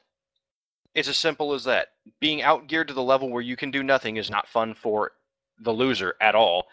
And for people who actually enjoy a fight, it's not fun for them either, because they put no effort into kicking your ass and can do it all day. Which comes back to what I was thinking on a version of what Valek said about putting in lower level PvP mods. Oh, I wish they'd have done that. Put expertise in on lower level gear. If you were on like the last two planets you go to before Ilum, which are like Voss and Corellia, if for the the commendations on those planets you could buy mods with expertise on them, that would solve all the problems when it comes to getting gear stomped. Even But if then you you had have to the buy problem them that from you the could- PvP vendors with PvP commendations on your way up, that would work too. But I think if you can buy mods with expertise on it, you can just put them in the endgame PvP gear, which mods don't have a bit of expertise, and get more benefits. Well, then You would lose more stats. Then you have something like cannot be used in. And Well, you no. make a special Simplification gear right What here. you should make Wait. is, make the Simplification mods- right here. The expertise is always on armor. Yeah, Always. so make the So that's the only moddable slot that can trap- have it. So make the mods with expertise armor rings, because you can't put armor rings in the endgame stuff. Well, Exactly. actually, one thing that WoW's planning to do is that they're going to give everybody some... You cut out. You cut out there, Blaine. I was saying Everyone, that- give everyone some what? WoW is giving Cheese. everyone some natural resilience, not cheese, but like just resilience not from gear, but just resilience they have when they start. I'm sorry, but I think every single problem in PvP could be solved if they put expertise on a level 40 gear. Certainly not as much as level 50 gear, less than even the lowest tier level 50 Cashman. gear, but if But they see, just put then you some have to- on, it means that anybody coming in as a fresh 50 has a chance. And that goes for war zones, that goes for Ilum, that goes for the PvP area on frigging Tatooine that nobody ever uses. If you go in there with a little bit of expertise, you have a chance. Okay. Speaking of that, what was it you wanted to say earlier about the PvP area on Tatooine? It's useless? Oh, that was it. At the moment, Oh, it's useless okay, because no one I figured take out that how back. to summon that boss. I take that back. I have gone in there on my level 50 and found 2 chests with 20 mercenary commendations each. You actually After found about- chests? After Yeah. about an hour and a half of searching. So That'd be Son of a Good. bitch, I never even found the chests! I found one. Oh, you guys But yeah. suck. Okay, guys, that's for me. I'm gonna log on and find the chest. See you later. Multi-chat. GLHF. But I think what we're concluding at this point is it's not just one thing that can fix the problems. It needs a rework. It needs to be completely redone, remodeled, Yeah. everything. Wait, you that just need gave to me an have idea, Mike. something. Short back to Ilum. The chest gave me idea. If you kill like, let's say, a few people on Ilum, you have a chance, like, let's say, 30% chance that a chest spawns with commendations in it. That'd be broken. But I don't know. I know that we need to do something so that it isn't just kill 30 dudes, because people get bored doing the kill 15 mobs bonuses. Well, I might be somewhat biased toward my opinion there, but I like the fact that you could get in there, you could have the fresh 50s able to repair and keep the walkers up and be just as beneficial to the team as the frontline guys who are soaking and sending damage back and forth, preventing the other team from killing the walkers entirely. It gives them something to do, and when the teams are pushing on the bases, the turrets there can be utilized by fresh 50s, and they can do extremely efficient damage in defense of the base. But what's Does to that say solve that all the problems? that's No. not new? That normal 50s with gear don't hog those turrets. Well, they might, well, I but mean, they'd be what- hurting their team if they do. But what's to say your teammates in a standard hutball game are intelligent enough to pick up the fucking ball? One thing that we've Don't been get kind of much. getting on is that the idea that fresh 50s can take on a fully geared 50. They They shouldn't shouldn't be able to taken take them on, but they should at least should have be a able chance. to not get Oh. ruffle stomped. Yeah, of course they shouldn't get ruffle stomped, but the guy who's fully geared should have a better chance, really. Yes. if But being that's fair. what we're saying, Blaine. They do have a better We're chance, to the we're point where the other saying- guy might as well dig his own grave. Let's use an example, With right? his face. Let's take Trooper A, who jumps around and spams 1, Not naming. Alu, behave yourself. I'm trying. and let's take a smart, intelligent bounty hunter who doesn't have any PvP gear, who is very much smarter than Trooper A, but has no PvP gear. Even if you wanted to use all of his abilities, it wouldn't touch the guy because he's fully geared. When all the guy does is bounce around and press 1, that's not the guy having an advantage. That's the guy... That's the other way round. It's the bounty hunter being... it's being penalized. Because even though he's smarter and would be better than the other guy, because of the expertise, it's just no competition. Well, they need a middle ground. They need to make it, And Let me that's throw what this out we're there as well. saying. From what Anla's saying, I just want to expand on that a little bit.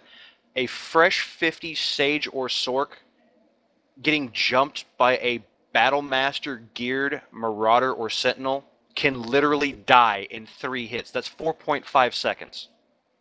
Can literally be 100 to 0'd in 4.5 seconds. How is that remotely possible? I walked out, PvP flagged on a planet today, level 50, right? A scoundrel popped out of stealth, knocked me down, shot me in the head, and I was already dead. 2 moves, only one of which does damage. Which is why they're getting nerfed. But my point is, the dude was also PvP geared.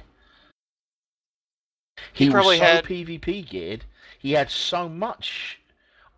I can't get access to expertise right now. If I could go to the commendations vendor for Corellia and go, I could buy an armor ring with expertise on there and put a couple pieces in my gear, I'd at least stand a chance of getting up again instead of dying while I'm on the floor like a turtle that's been knocked on his back.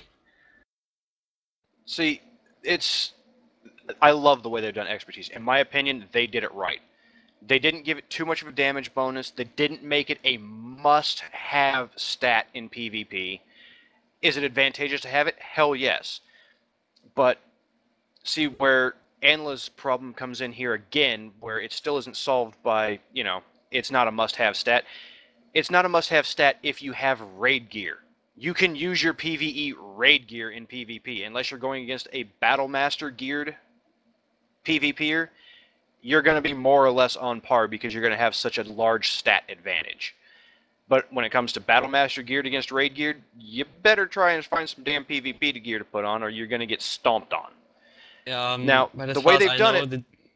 the difference Alan. between PvP and Ricarda gear is I can only tell it from my perspective of the Juggernaut. I don't know if it applies to the other ones, but the only difference is I have more endurance than expertise. The amount of expertise I lose, I gain in endurance. So, yeah. Right. Now, how they've done... Hang on a second, please, Cash. How they've done expertise is Anla, Fresh 50, hits you. Okay, you're fully PvP geared Battlemaster. I think it totals up around like 18 or 20% or some crap. You do 20% less damage, Anla, to this player. And when this player hits you, he does 20% more. You are at a 40% deficit in your fight out the gate. Yeah, I know that. But my point is, I should at least have some... If I want to put myself in a position to PvP, I should not have to spend 3 days getting my teeth kicked down my goddamn throat in order to get a piece of PvP gear. Or enough pieces of PvP gear to not be in that situation. If I want to say, hey, at endgame I want to do some stuff on Ilum, and I want to spend the commendations from Corellia or Voss or Belsavis, I should have the option to do that, shouldn't I? I think you should. I agree with you. Hell, I was the one who was telling you about this ages ago, so you know I agree with you. Do the rest of you not agree with that?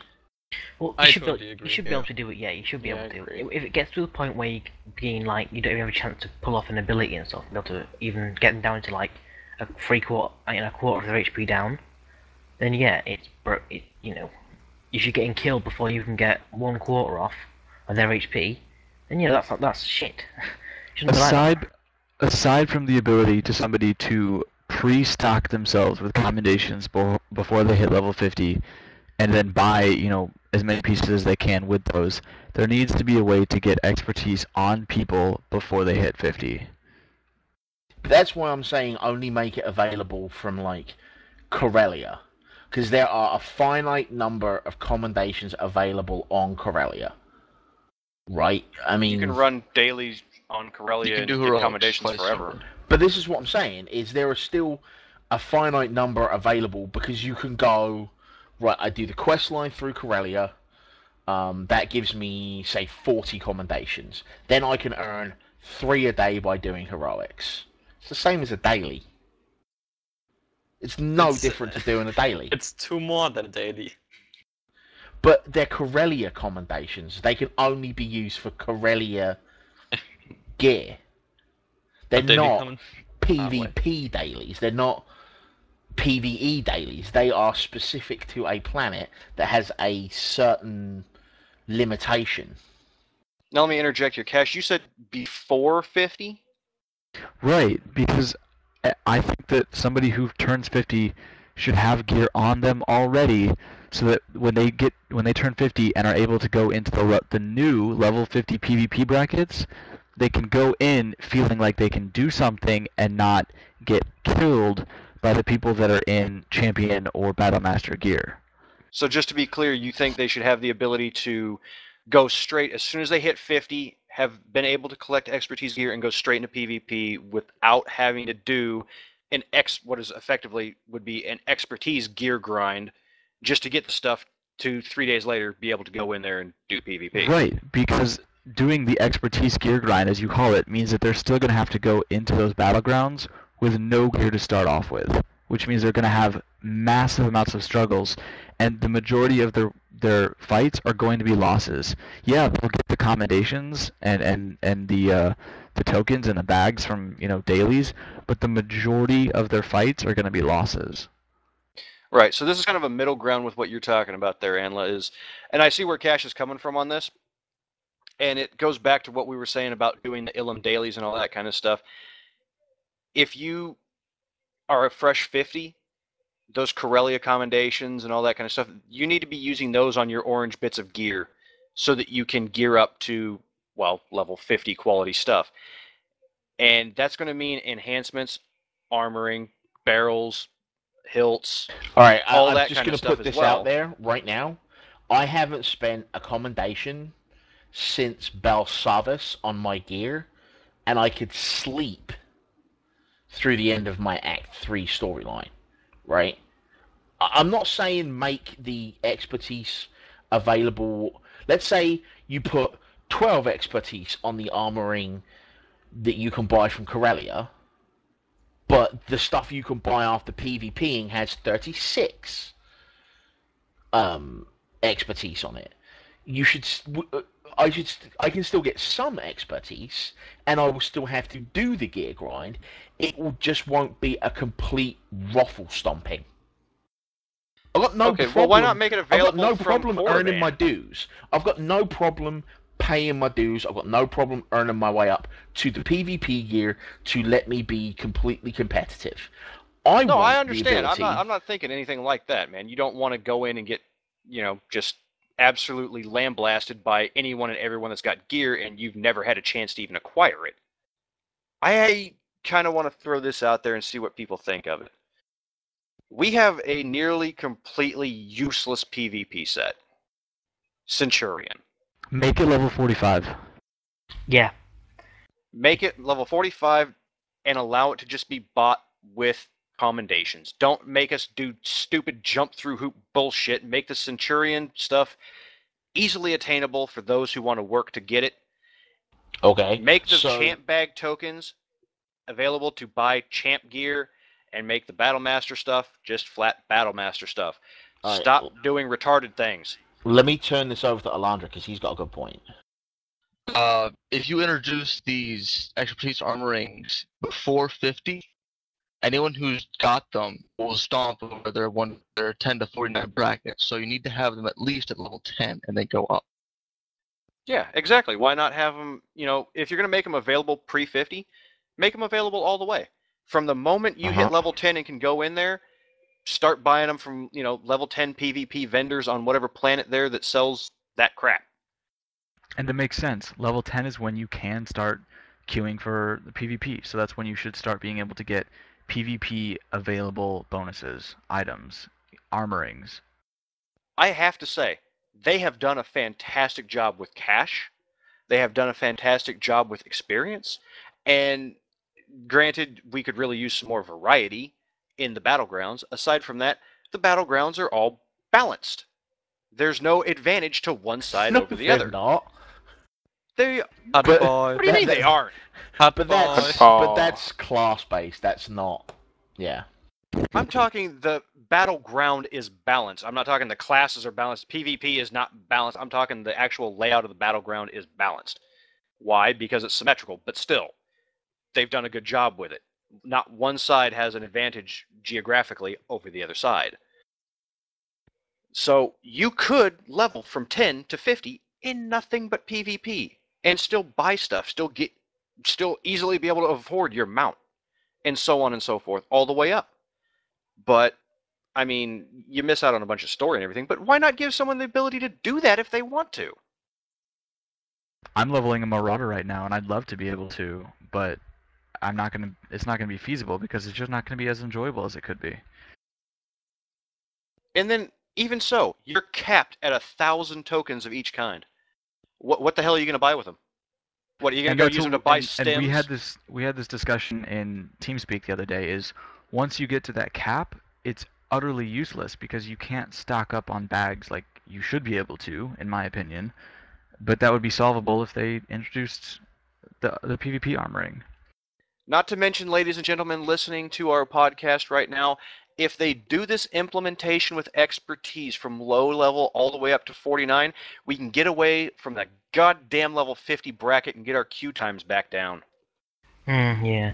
Well, then again, level 50 brackets are sort of necessary for Battle Masters and for... Why would they be necessary for Battle Masters? But the gear's still amazingly better, and if you want competitive, you know... Well, then again, you could just make it level 50 ranked. Then again, you could do that. You can't do that because you're going to destroy PvP. How many Battle Masters... Well, after the stupid screw-up that BioWare did with their...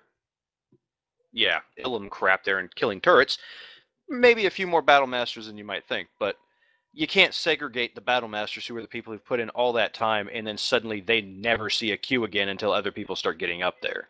Oh, no, That's just not fair. I didn't mean you had to be Battle Master. I meant that level 50 should be ranked, but level 50 can still go into, like, you know, like you level said. 49. Yeah, the lower level stuff.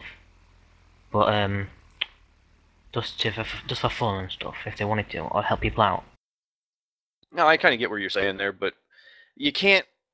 I've hated that segregation crap in PvP, and like right now, I've got my 50 Sort, Cash has his 50 Warrior, Anla thankfully is finally 50.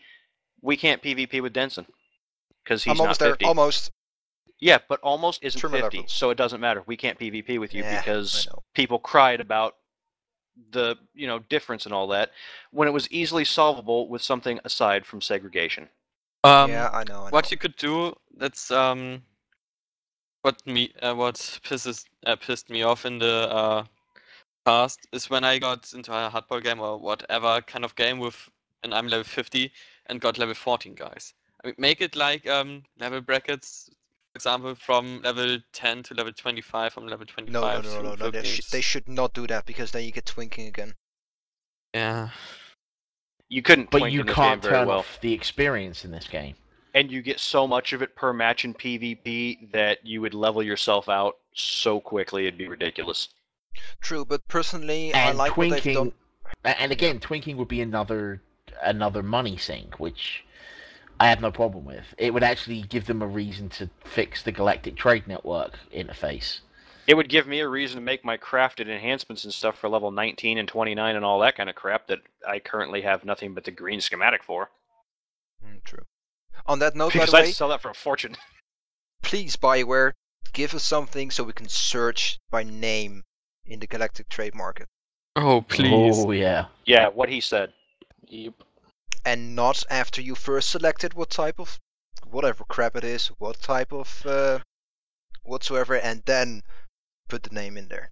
Oh, and please give us already known on schematics that are on the Galactic Trade Network. That would be awesome.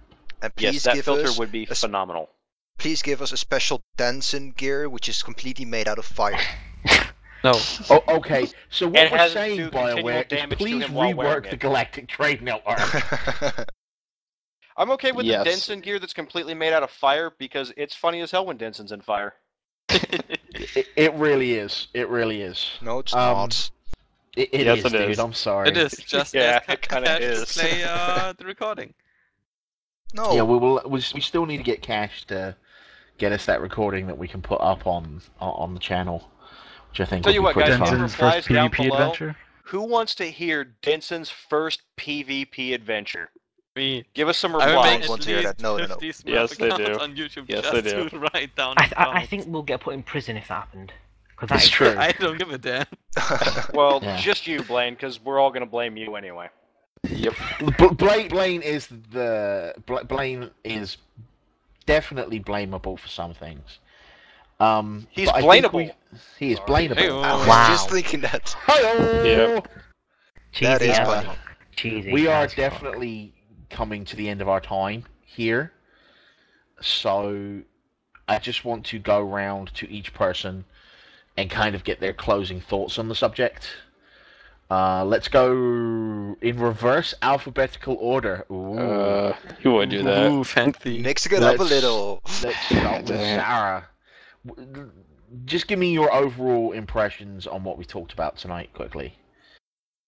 Basically, yeah, they need to do something about Ilum. It's just horrible, especially as a healer. I get almost no kills out there, so if it takes an hour and a half for the people who get kills easily to do it, I don't know if it's just because I'm an op healer and it's HOTS and it's small heals, but it takes me even longer and that's just stupid. Yeah, definitely need to do the trade market, no question. And yeah, Cool. please give us expertise at the levels. Sweet. Valak, my man. Yeah, a couple things I want to touch on real quick. We do need something to change in Ilum. This 30 kills for a daily, especially for healers like Zera, who are kind of getting the shaft on it, needs to be changed. Another thing needs to be changed, exploiting medals in battlegrounds. Get rid of that shit, make it actually mean something, and make healer getting medals on par with DPS getting medals, and I'm a happy guy. And with tanks getting medals, don't forget Guardian rating. You get too many medals as it is. Quiet, Alu. Yeah, Mr. Oh, we nerfed Biochem, trollololol. No, we didn't. Miri. The big error I see right now is there's no reward for the amount of work you have to do. Yeah. Yeah. Very valid. Okay, let's see if Cash can not go into Hulk smash mode. Cash, can you give us an opinion here? Yeah, go ahead and come back to me in just a minute. Wow. Okay. Okay, Blaine. Well, they need to give. Honestly, they need to be able to make it so that you can get PvP gear by doing. Well, firstly, they need to make Ilum, useful besides your own daily. They need to make it so that you get rewards for being there all the time, and that'll bring people there. And then once again, getting rid of server imbalance, hopefully. So yeah, and snipers need grappling hooks. Just saying. You're getting barrel And rolls. barrel You don't need rolls. grappling hooks. I'm actually getting barrel rolls. Don't lie to me. I'm not. Son of a bitch. When did you not lie to me? Denson, Disappointment. Denson, what are your opinions on this? I'm gonna mix things up a little. I still would have loved to see that which I mentioned with the valuable materials, etc. But yeah, I've never been on Ilum. I think I first need to go there before I can actually make a good opinion of that. And And someone needs to record that. and no, don't Yes. do that. Don't do It that. will be recorded, and we I will be warn going you. with you. I will force choke you through the skin. I swear to God. Alu's the Okay, only one okay. force choke me. Okay. Oh, Cash, and you that's done gear. fapping yet? I'm done. Basically, Nice. they know Ilum has problems. They have attempted to fix it. As far as Ilum goes, it's just, we threw out a lot of ideas today. A lot of them would work. A lot of them have problems still. We're just a bunch of guys that, think we have great ideas, and some of them are good. But everything takes time to test. As far as PvP goes, the absolute thing I can see that would help the most is expertise at low levels. Start it at level 10. That's when you can start PvPing, and that's when you should start expertise. Yeah. Completely agree with that. Yeah, I can't disagree with that assessment at all. I think there's a whole lot that can be said for just having a separate PvP vendor that is just like, hey, this is obviously PvP gear. Wear it in PvP, go PvP. That's why they give you the time at the beginning of the game to switch your gear, I guess. But then you're going to get people complaining about it costs me 20,000 credits to buy a new bag slot just to carry around all my PvP gear. So I don't know. So, On that note, since we need to kill a second at a time here, I'd like to mention that someone did the math on it, and for a tank to be optimally geared would require 6 sets of gear. 6 sets. That's worse than a damn druid in WoW. Yep. So, Valak's useless information aside, Alan, what's your opinion on tonight's conversation? I'm just gonna go and say what Cash said because I was kind of busy leveling my Civ assassin over the week and I didn't PvP at all, so I can't really say what's changed for me.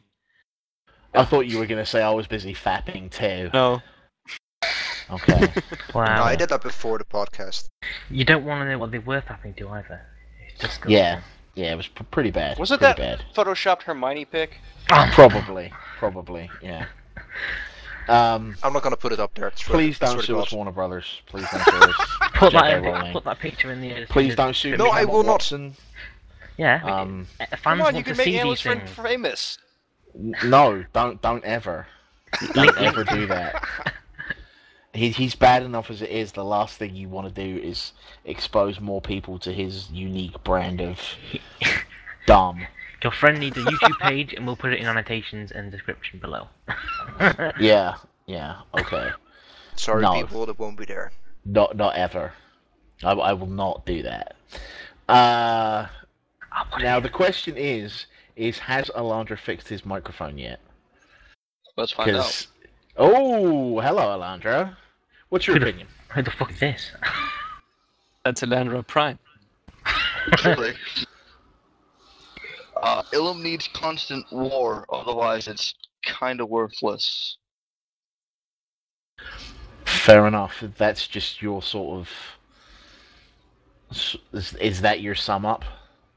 Yeah. And I please think say... this sum up is what's mentioned in the chat right now. It's Autobots roll out, isn't it? Come on, say it. Say it. Say it. He, Wait, He's not wait, gonna don't say make it. him say that. We don't know. Alandra, are you an Autobot or are you a Decepticon? What kind of question would that be? What if I were a Decepticon? Would I say yes or would I say no? Yes, because the Decepticons go around all the time going, more power to the Decepticons! They got big pointy things on it. They don't even try and hide. They can transform into a gun. Well, I just wonder, because we already have another Decepticon in here. We got Theo, and he might as well be Starscream. No, he's Ranger Bomb. No, I thought that was... He might as well be. He's like Grimlock. He's like Theo, smash, va. Wow. Okay, we seriously need you in the next podcast. Just a quick note here: if anyone's listening who is a voice actor for a Decepticon, Anla's willing to come and voice act that. Grimlock's an Autobot moron. Wasn't he a Dinobot? Yeah, So you're both morons. A dino. but the Dinobots are Autobots, moron. The Decepticons had some too. Wait, no, they didn't. They had No, those they Constructicons. Yeah. What the No, fuck's a that's dino? stupid. Well, Rumble was kind of cool. Wait, okay, we're getting way the hell off track Benson, here. You can I talk dare you to about- cut this out. Let this in. No. Okay, so, You so just before we get even further off track, people, this is usually Cash's job. Cash, no, not doing your job properly. You're supposed to wrangle us I back. didn't want to go in. I didn't want to go into Transformers Beast Wars. I figured we didn't need to go there. So. You were just too busy staring at Hermione in the picture, but it's okay. We were okay with that. It's just we're Why gonna does it keep coming up? I do want to mention one other I thing see before what we you close did out, there. guys. Yeah, let's roll this to the end here. See what I did Yes, there. let's roll out. Yeah. Okay, So one more thing. I do have to bring up the Swiss Army monkey. Oh, the Swiss Army monkey. Just Yeah. put it here. And now we can just go. put it here. Fucking So count. Deja vu, Blaine. we thank you for listening. I hope you've enjoyed the conversation that we've been having this evening. Tune in next time, same bat time, same bat channel, Don't sue us. and please don't sue us, Warner Brothers, again.